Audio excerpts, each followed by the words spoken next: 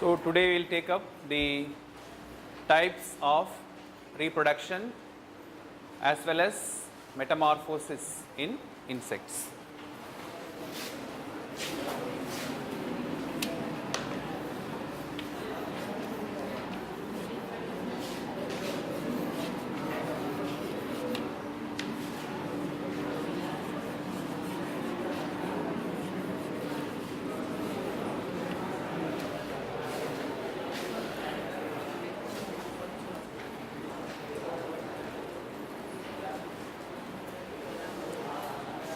So in general, most of the insects, they produce the young ones or eggs? Eggs. So majority of the insects, they produce the eggs. That is called as oviparity. So most of the insects, they produce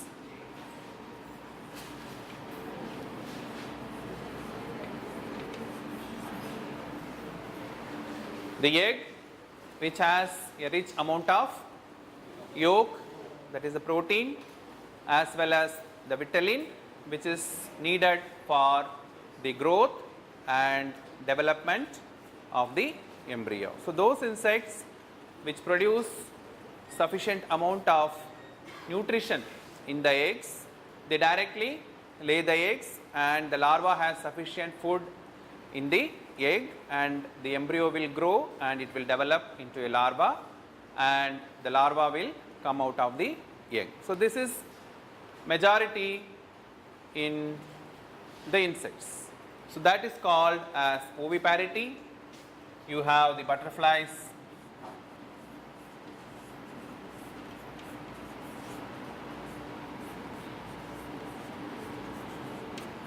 moth. So these insects, they produce the eggs which will give rise to the larva. So the production of egg in which the embryo or fertilized embryo it develops, that is called as the oviparity. The insects are the oviparous insects. Whereas some of the insects, they directly give rise to the larvae. That is called as viviparity.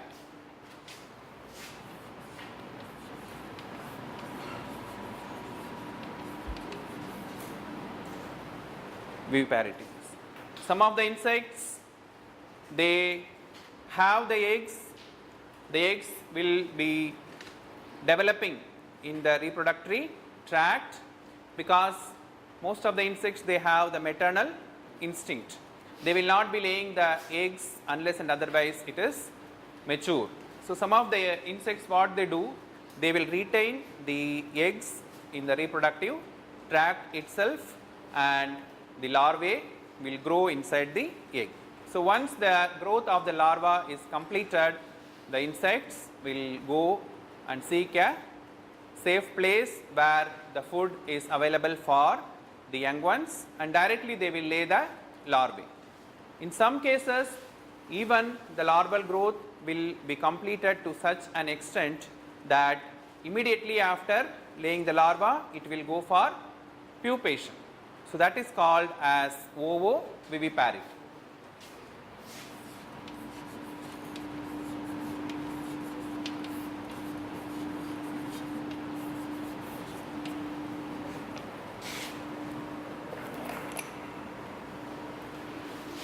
Ovoviviparity, in which the eggs are retained in the reproductive tract of the mother and the larva will be hatching immediately once the egg is laid and sometimes it may go to even pupation. Most of the development will take place inside the reproductive tract itself. And in some other cases, what happens, the mother, what it will do, it will hatch the eggs inside the reproductory tract. Instead of laying the egg will be hatched inside the reproductive tract and the developing larvae, that will be supplied with nutrients similar to that of the higher animals. and these type of eggs, they will not have much of the nutrients, so the egg will hatch in the reproductive tract itself, and the mother will have certain specialized structure just like the placenta of the higher animals.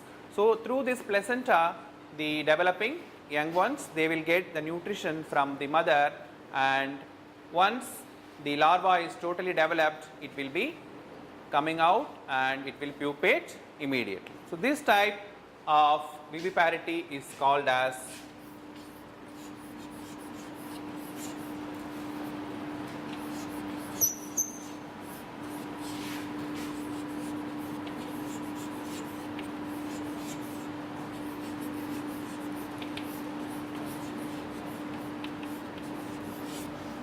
pseudo placental viviparity. That is, there are certain placenta like structures in the reproductory tract of the mother which supplies the nutrients to the developing larvae. And in some insects, there are, while studying the reproductory glands of the reproductory system of the females, we have seen that there are the accessory glands which produce different material for the foam like structure or froth like structure or pod like structure or different material which are used for egg laying. So these accessory glands, they are modified into specialized glands which are called as the milk glands. So they produce certain milk like structure which is full of nutrition.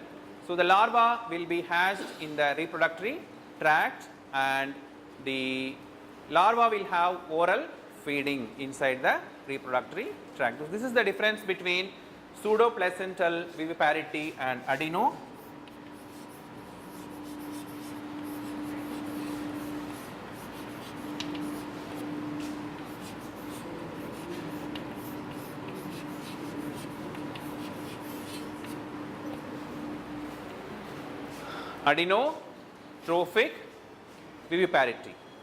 So where you see the milk glands which supply the nutrient to the developing larvae. So whereas in the pseudoplacental, there is no specialized structures. You have the placenta which is connected to the larva, and the larva will derive the nutrition from the mother.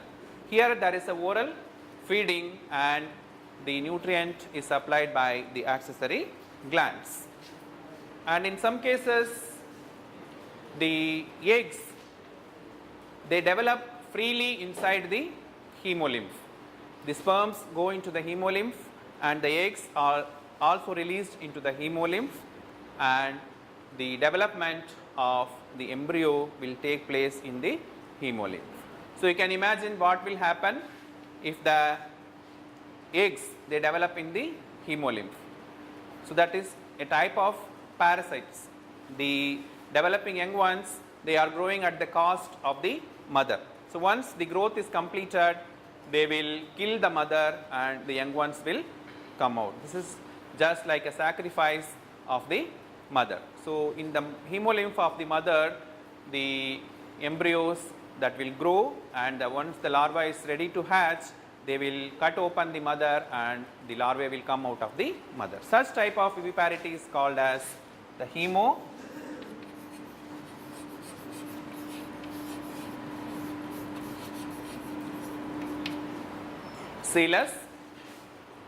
viviparity.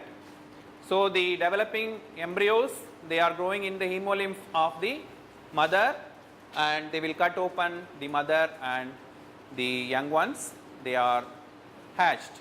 So this type of viviparous type of reproduction is seen in the insects. So some of the insects, what they do, they will go for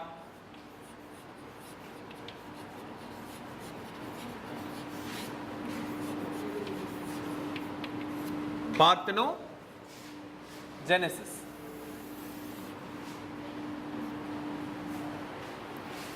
Parthenogenesis is, there is no involvement of the males. There is no fertilization. So this is a boon for the insects. So they need not go for mating. Most of the insects, they can determine the sex of the offsprings without going for mating. So they produce either males or females. If they want, they can even produce both males and the females. So some of the insects, what they do, they will go for facultative.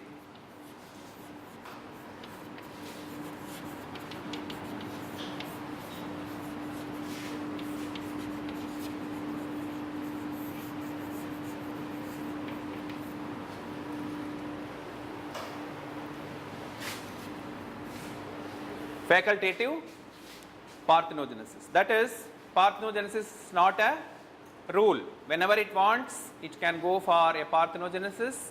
Whenever it doesn't want, it may not go for a parthenogenesis. For example, you have the honeybees. So the honeybees, the drones can only have a daughter. They cannot have the sons, and they can have only the grandsons. So one generation is lost for the honeybees. So that is called as facultative parthenogenesis. Honeybees, what they do? The female is a diploid. So it produces by reduction haploid in the gametes, and if it gives rise to the young ones, that will be a male. So the male produces the haploid gametes, the female already has the young. So if it fertilizes, if there is no fertilization, it becomes a male, and if there is fertilization, it becomes a female. So this is called as haplodiploidy. So it can be either diploid or it can be haploid. So the drones are diploid and the females are queens. They are the the males are haploid and females are queens. They are the diploid. So even though they produce the diploid females, they will not be able to lay the eggs unless and otherwise they get the proper nutrition.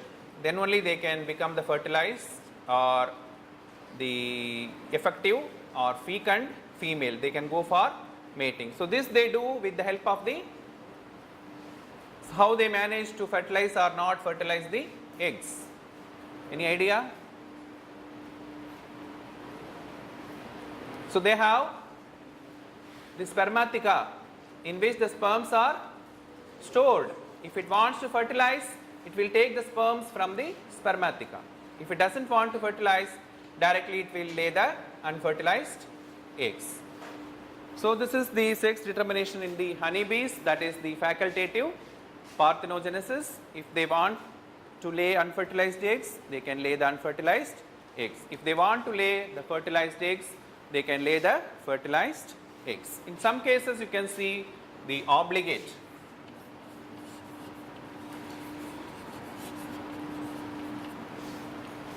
Parthenogenesis. So some insects completely 3 or 4 generations they will not go for the mating. So they may produce only the males or they may produce only the females. By that they will complete 6 or 7 generations, and after that they may even go to the sexual cycle. So whenever the mating is not involved, it is called as asexual reproduction, and when mating is involved, it is called as sexual reproduction. So some of the insects without mating they can maintain the species. Some stick insects, leaf insects, they never go for mating and they may be able to produce both the sexes and they can maintain the species. They are called as the insects having obligate parthenogenesis. Then you have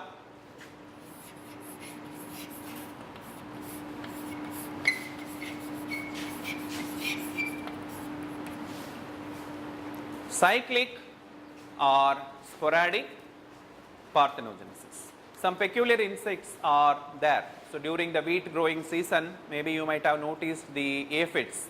So anybody is going in the motorcycle, you might have encountered the aphids, जो भी motorcycle में जाते हैं आँख में जो लगता है माहो.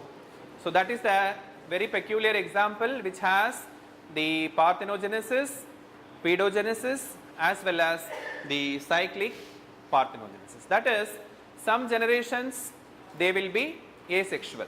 There are no males in some generations, up to 6 or 7 generations, only females. A female aphid will give a female aphid, and again that will give rise to a female aphid. So only they will have daughters, granddaughters, grand-granddaughters. So after 6 or 5 generations, some time will come and there will be a favorable condition, and both males and females will be produced by the insect. So you have the asexual cycle and the sexual cycle. So during winters or in some plants, the firstly emerged aphids, they are called as spindles, spindle shaped aphids, and these spindles they are the totally females. These spindles they will give to a generation which is called as fundatrices, and these fundatrix again they will go for another generation that is called as fundatriginae, and these fundatriginae will continuously reproduce and give rise to virginioperae, and these virginioperae finally they will give rise to males and the females which are called as the sexuperae.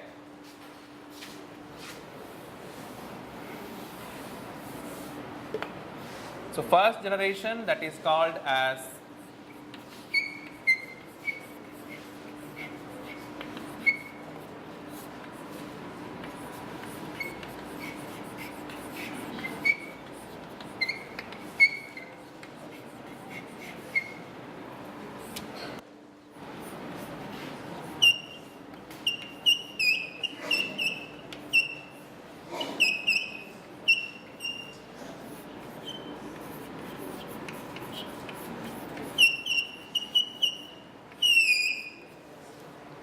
so here it is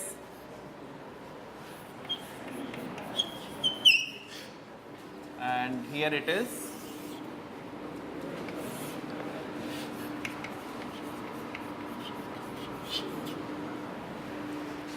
Asexual. So you can see in same insect some generations are asexual, only females are there, and some generations you have both males and the females. So this is a continuous cycle wherein you can see an alternation of generation. So you have sexual or asexual cycles are continuously seen depending upon the seasons and availability of the crops. So this is called as alternation of generation in aphids.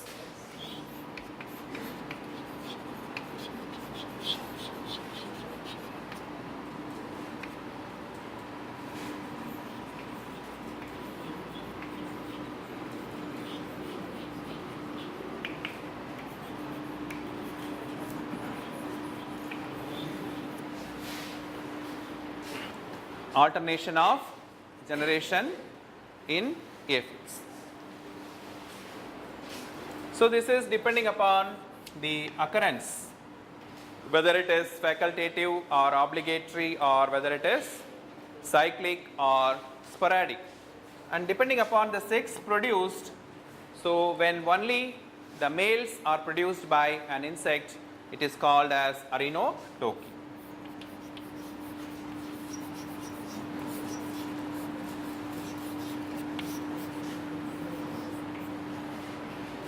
So when they produce only the males by the parthenogenesis, then it is called as arenotoky, or only they produce the females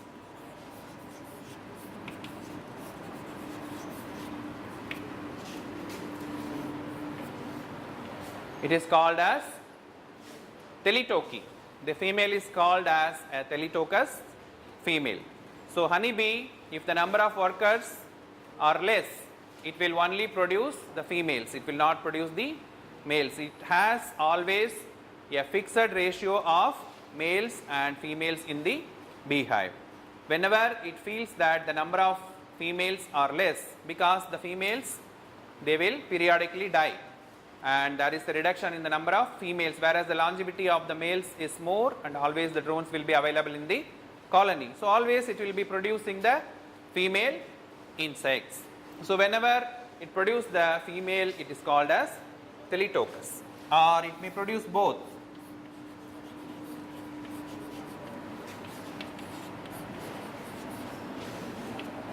So in some cases, like Lepidoptera, they produce both males and the females, moths and butterflies. So that is called as the Amphitokous female.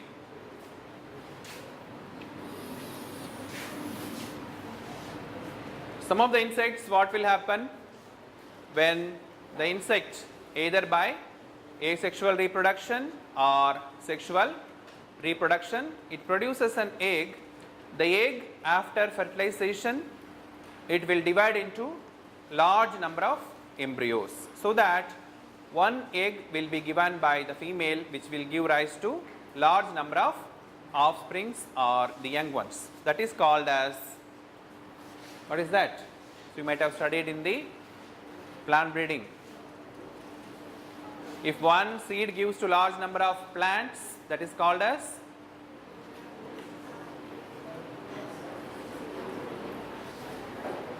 citrus, polyembryony.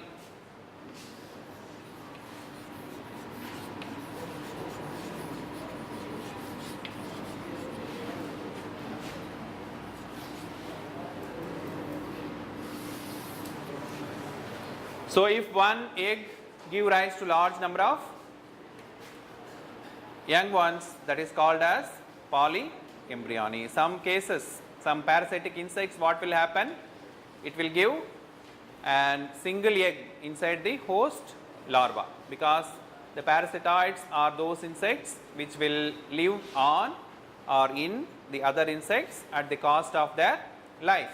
So they will totally kill the insect and they will feed on the other insects. Some of the larvae, what they will do, some of the adults, they will give single egg inside the host insect.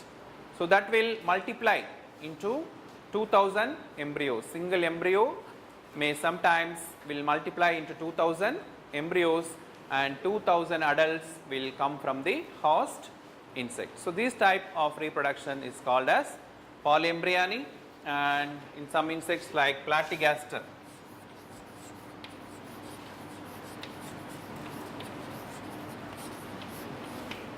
you can see polyembryony. I have noticed those who are handling the mobiles in the class, जो mobile लेके message दे रहे हैं उनको मैंने notice कर लिया. Then you have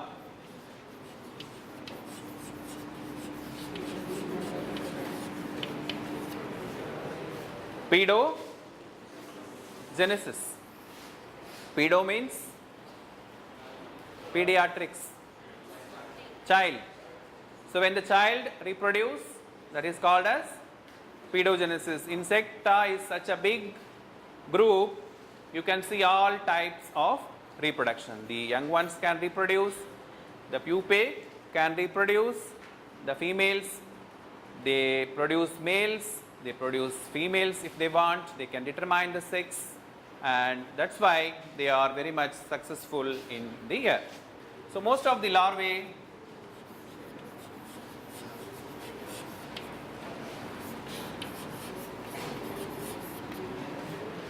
some insects, when there is dearth of food, when food is not available, the larvae will have the reproductory, they will not have the copulatory organ. External copulatory structures will not be there in the larvae. So it is not sexually mature. So it will have the poorly developed ovaries, the female larvae that will have the poorly developed ovaries, that itself will start producing the eggs. So these eggs will grow and they will cut open the larvae and they will become the adults. If they are having proper food, they will form the pupae, and this pupae will produce either males or the females. But if they want to reproduce when there is less availability of the food, or when there is a vagary of the weather, or when there is uncongenial or undesirable atmospheric conditions or environmental conditions, the larvae, it will start reproduce. The larvae will become mummified, and the young ones, they will come out of the larvae, and they will again start a new generation. So this type of pedogenesis is either larval pedogenesis or the pupal pedogenesis. When the pupae start to reproduce, it is called pupal pedogenesis, and when the larva, it starts reproducing, it is called as the larval pedogenesis. So this is also observed in many insects. Coming to the metamorphosis in the insects,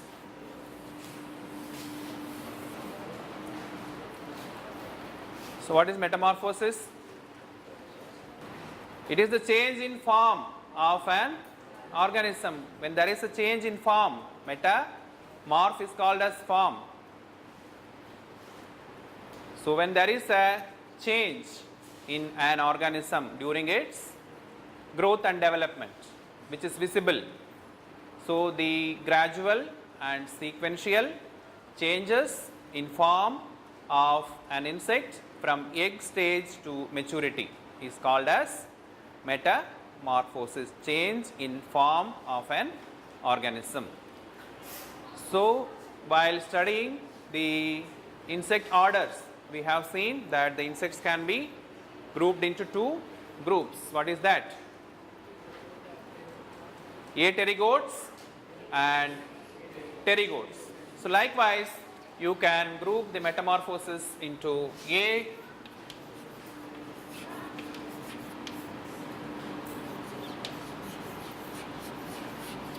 and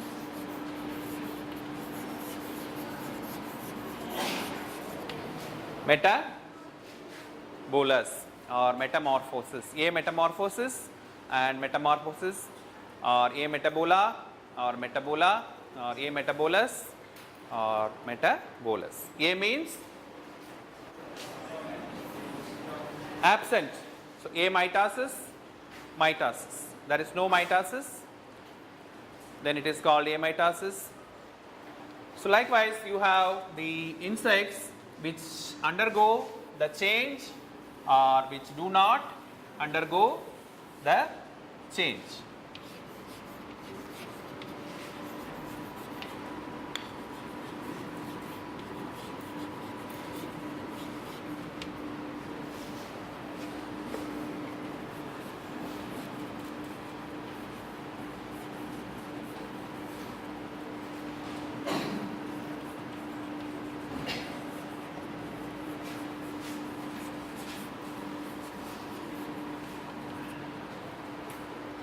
A metamorphosis, there is no change, no metamorphosis. The egg will give rise to a young one.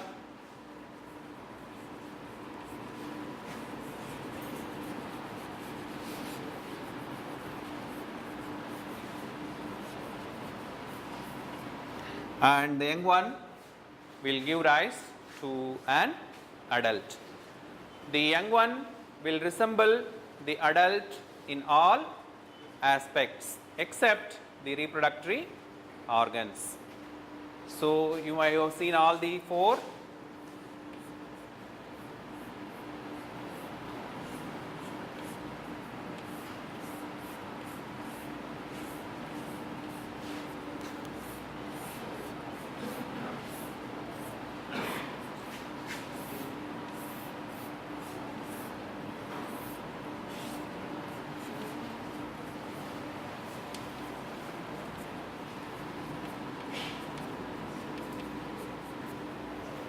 So here you can see there is no change. Is there any visible change between the adult and the young one? कोई अंतर है? नहीं. So the young ones and adults are similar except the size. The young ones are smaller and the adults are bigger with the totally mature reproductory organs. So these type of development is called ametabolous or A metamorphosis, wherein there is no visible changes between the young ones and the adults. So this is the absence of metamorphosis in some apterygote, in all apterygote.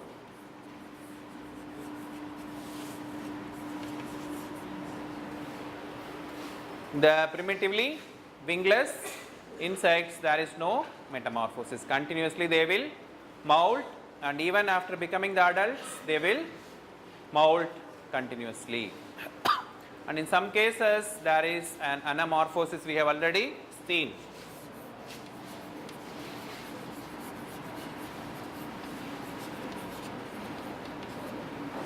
The insects will start with 8 abdominal segments, and each and every consecutive molt, one abdominal segment is added.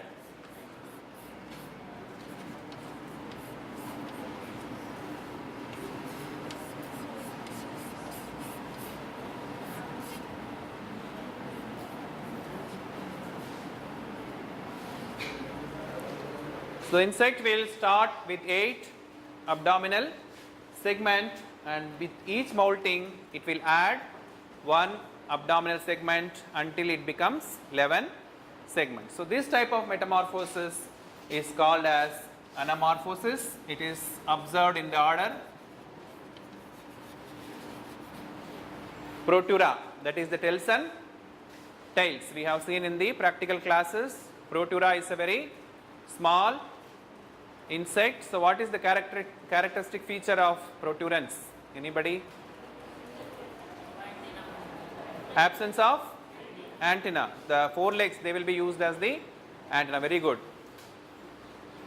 So this type of change is the anamorphosis, whereas all the other insects you can see the metabolous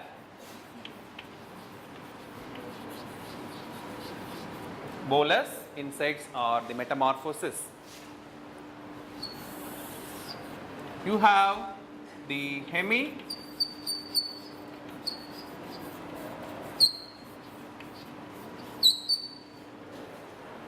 hemimetabola. Hemi means half.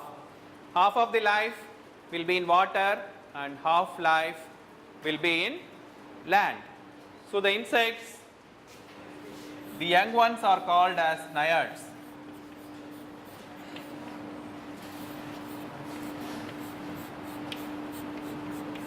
They will have the tracheal gills. The eggs give rise to the young ones which are in water, and they are called as the naiads, and they are aquatic, and the adults, they are terrestrial, which are called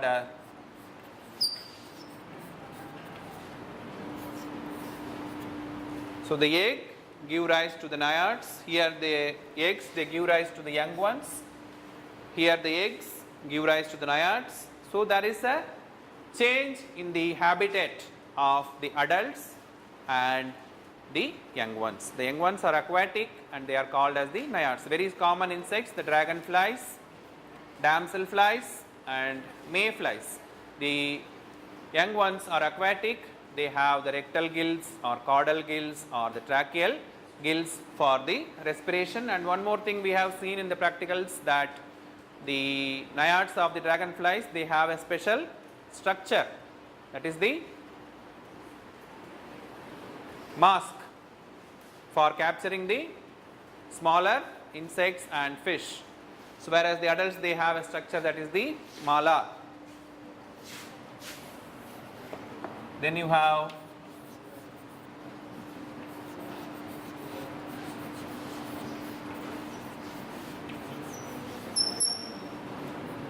egg will give rise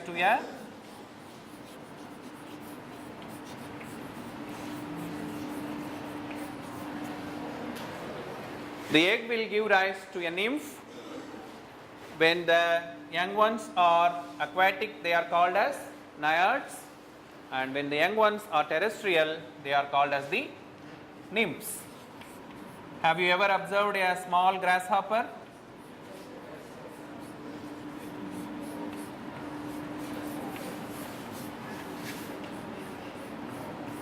So the size will be same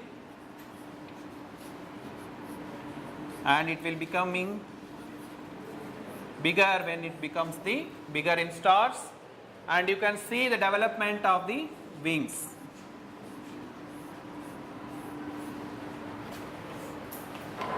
So parometabolous is called as gradual metamorphosis. So gradually you can see a change. The young ones, they do not have a fully developed wings, and later on they will have small wings, and with successive moultings the size of wing will increase, and in the final moulting they will become full-fledged adult with fully developed wings as well as the reproductive system. So the young ones are somewhat similar to the adult, but you can see the development of the wings. So they are called as the parometabolous insects. You can see the cockroach or grasshopper. There is a change, but the size will be bigger and it is somewhat similar to the young ones. Only difference is there will be a fully developed wings. Otherwise, it will resemble the young ones. So this type of metamorphosis is called as parometamorphosis or parometabola. And then you have the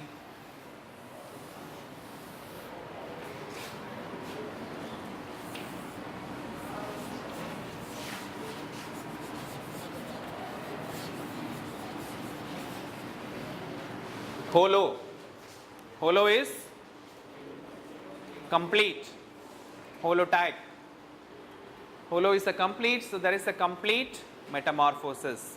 There is a clear-cut change in the growth and development of the insect. So the egg give rise to a larva, and it give rise to a pupa, and you can have a adult.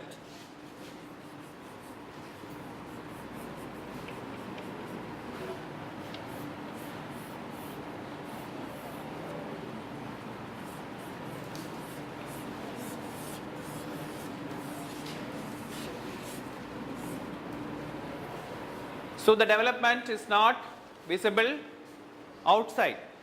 So you can see only the larva and you cannot see the development of the wings. So that is a stage between, here you cannot see a clear-cut stage between the young ones and the adults.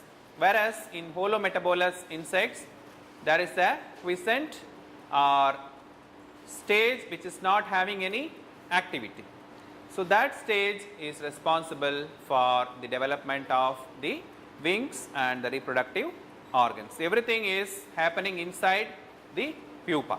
So this is called as the holometabolous insect, and the other term is they are endopterygotes. The development of wing is inside the insect. So other insects are the exopterygotes, where you can see the wings development outside, and these insects are the endopterygotes, where you cannot see the development of the wings. And some of the insects, they are even evolved and they will have a change, or they will have different morphological characters in the larval form itself. So that is called as hetero metamorphosis or hyper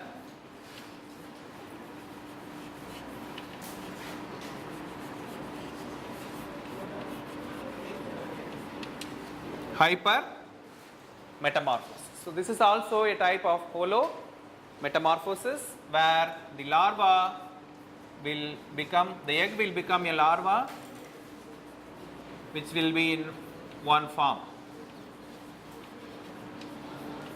That may be a triangulum. And it will change the form into larva, that is the form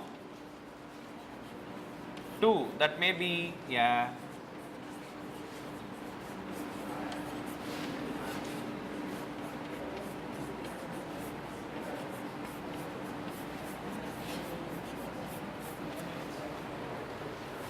pupa and adult.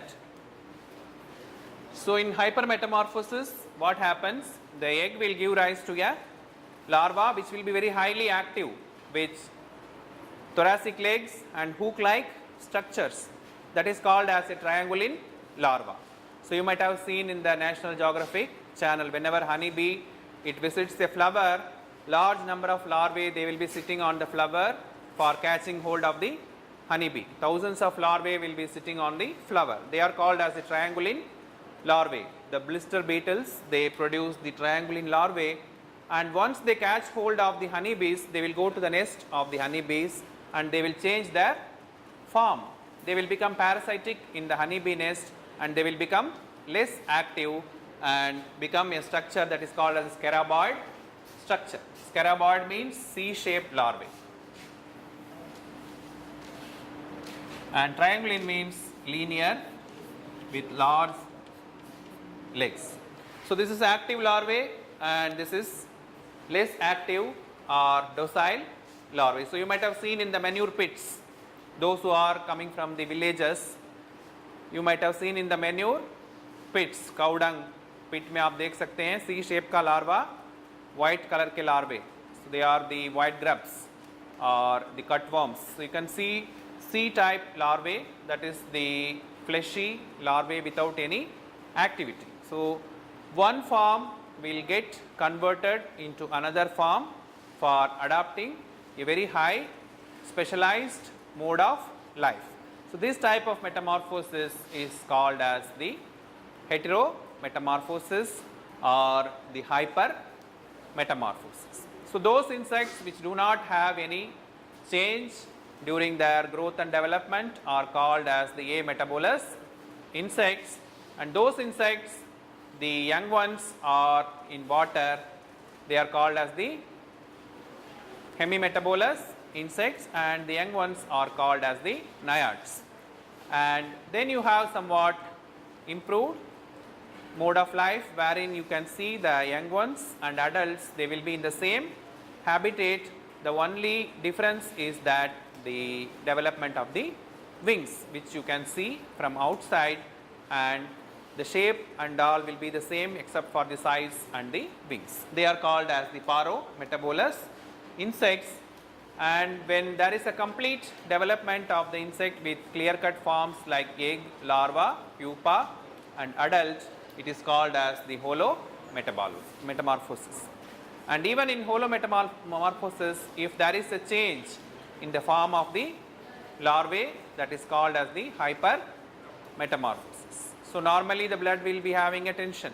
So if you are having more BP, it is hypertension. So if you are having specialized way of life, that is the hypermetamorphosis. So you can see the blister beetles, you can see small red color and beetles which have black markings on the hibiscus flowers, that is called as a blister beetle. So these type of insects, they will have different forms of life. So it is very difficult to culture those insects in the laboratory conditions. One larvae will be growing at one place and other form of the larva, it will be growing at a different place, and adults will be present in the different place. They have very sophisticated way of life.